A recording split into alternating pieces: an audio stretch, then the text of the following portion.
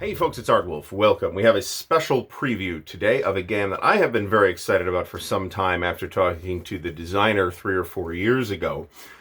This is brand new from Compass Games, 1812 War on the Great Lakes Frontier. If everything is timed correctly, you should see a Kickstarter link for the Kickstarter for this, which is basically like a late pre-order system for Compass Games, in the video description. So do check that out if this looks interesting to you. It's a game by Ken Reppel, and thanks to Compass Games for giving me a preview copy of this. So we get that out of the way. This is a game by Ken Reppel. Ken's a great guy. I've talked to him and met him many times now. And it's a game I've been pretty excited about for some time. Very handsome cover. It is in the nice new bulletproof Compass Games box. And as you can see, there's rather a lot of stuff in here. We have a parcel of dice, 4 D6s and 4 D8s.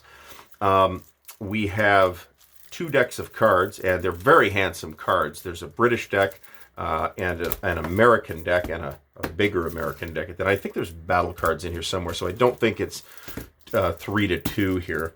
So let's put these over here for a moment while I bust out the first of 2 handsome maps. So the map artist here is Ivan Caceres. And you're going to immediately see that it's a pretty unconventionally constructed map. It's the war over the Great Lakes, right? So what you'll see is that most of the map is in fact the Great Lakes, and there's a huge naval component here, and then you've got coastal areas and river valleys and stuff like that on which meaningful terrain, occurs and action can happen over. And that's actually the thing that immediately drew me to the game, was like, whoa, that's unconventional and interesting. Let's take a look at that. I don't have the ability to pull this whole thing out right now.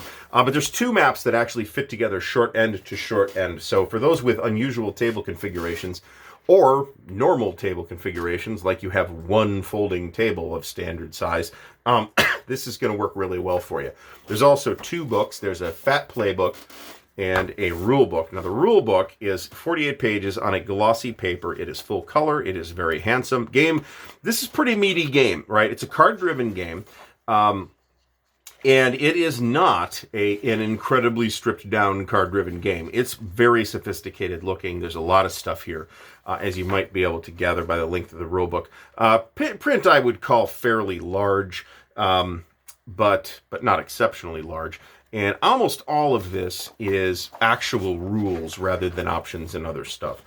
So you've got a solid 44 pages of rules in this 48-page book. In the playbook, which I know Ken was still working on last time I talked to him about this, 60-page playbook, very interesting. There are a number of scenarios. There are 1-map scenarios, 2-map scenarios, and a campaign. And there's a couple of quick play things here, too, so you can kind of suss out the system while you're at it. Quick play naval combat as well. And you can see that there's a fairly sophisticated system for that. Ken gives us a terrific looking chronology of the War of 1812 that runs across a lot of pages. And then a big section on the aftermath of the War of 1812, historical overviews of all the leaders. These are going to be characters who I've probably heard names of, at least in the American cases, but otherwise know virtually nothing about. And there's a lot of them, right? Including some, William Henry Harrison, right? Who was in on this whole thing. Winfield Scott, whose name you might recall. We have overviews and notes on the cards. It's an excellent looking playbook, by the way. I have already looked through the playbook, by the way, because he was showing it off at Compass Expo. More event card commentaries from the British deck.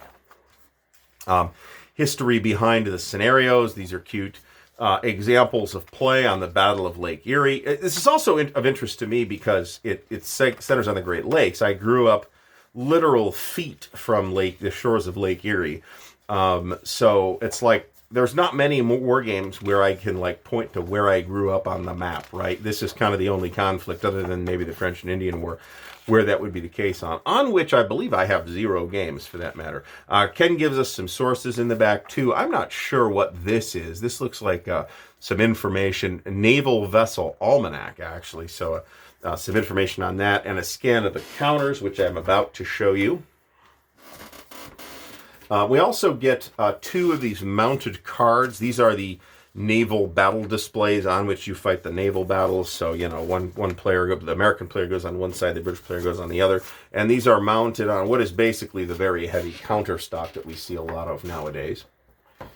We also have on pretty heavy card stock, we have setup cards for the different scenarios. A couple of those. These aren't exactly in order, so there's that. This thing, I don't even know what this is. This might be for one of the... oh, I see exactly what this is. What this is a little bump out map that you could set up some of the scenarios that take place on Lake Ontario without necessarily setting up the entire map. That's a pretty nice touch. Here is a player aid card. Here's March to Detroit scenario setup. A lot of player aid cards in here. Here's the TEC, which gives you a graphical representation and the game functions of all the terrain, which is nice. I'm a bit annoyed when it doesn't happen, for a modern game anyway. Here's the combat posture matrix. This looks like it is pretty similar to the similar mechanism that I believe was optional in War and Peace and possibly in 1776 as well, the classic Avalon Hill games. More setup cards for other scenarios. I always like it a lot when there are setup cards for the scenarios, and we have setup cards here, so that is fantastic. Battle of Lake Erie. Last thing in the box, and I'm actually not going to take, because this is not getting punched anytime soon. I've got too much stuff to do right now. Last in the box is the counter sheets. It's 2 counter sheets. They come shrink wrapped, because if I fart in their general direction, these will all come exploding out of the sheets. That is part of the new Compass printing process, and I like it, but it does require them to shrink wrap their counter sheets. I see 0, from what I see here, I see 0 registration issues on these counters, which is great because the counters look really nice. They're informative without being too busy. I really do like them. And of course, we've got a lot of leader counters as well. All right, so this has been an early and stress-filled look at 1812, War on the Great Lakes Frontier from Compass Games and designer Ken Reppel.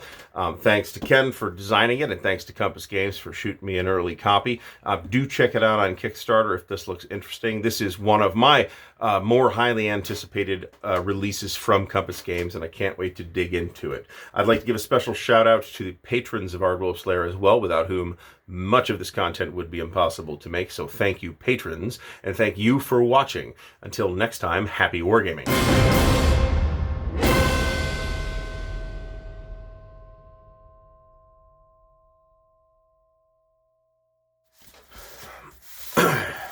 This looks great.